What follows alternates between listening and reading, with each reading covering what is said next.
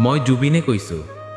ঐ তহঁতক কৈছোঁ, মোৰ উজনিৰ ল'ৰা ছোৱালীকেইটাক যোৰহাট, শিৱসাগৰ, ডিব্ৰুগড় আৰু গোলাঘাটৰ কেইটাক, চৰাইদেউ আৰু মাজুলীৰ কেইটাকো।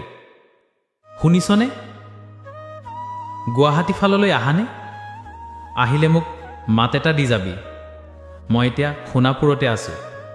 গাড়ীৰে বা বাছেৰে পাৰ হৈ গ'লে খিৰিকীখন নমাই চিঞৰি মাতিবি, জুবিন দা।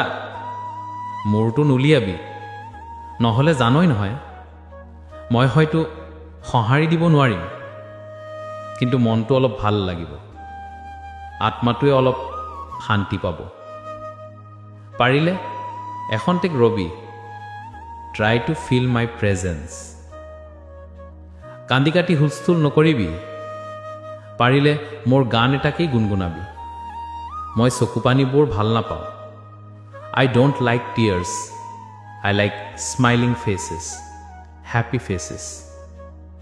বাৰু বাদ দে সেইবোৰ, এটা দায়িত্ব দি যাম তহঁতক, পাৰিবিনে নাই কবি?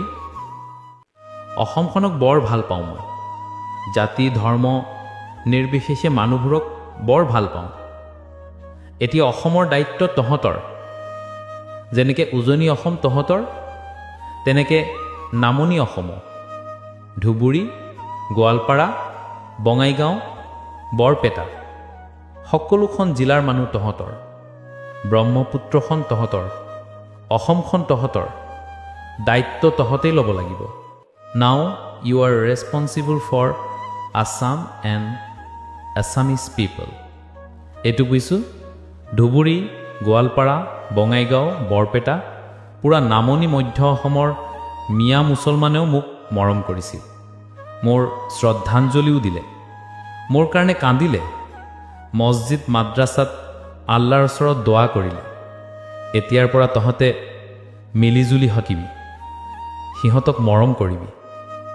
মই কৈছোঁ, মোৰ কোনো জাতি নাই, মোৰ কোনো ধৰ্ম নাই। মোৰ কোনো জাতি নাই, মোৰ কোনো ধৰ্ম নাই। মাদ্ৰাছাৰ কণমানি ল'ৰাকেইটাই কোৰাণ পঢ়ি মোৰ বাবে কান্দিলে, দোৱাত মোৰ নাম ল'লে। এইবোৰ শুনিলে মোৰ আত্মাই শান্তি পায়। তহঁতি এতিয়াৰ পৰা লেলিজুলি থাকিবি, সিহঁতক মৰম কৰিবি।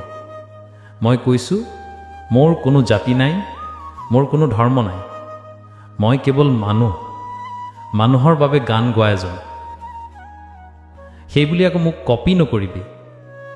মই এটাই, জুবিন এটাই, নিজে কিবা এটা শুনাওক, নিজে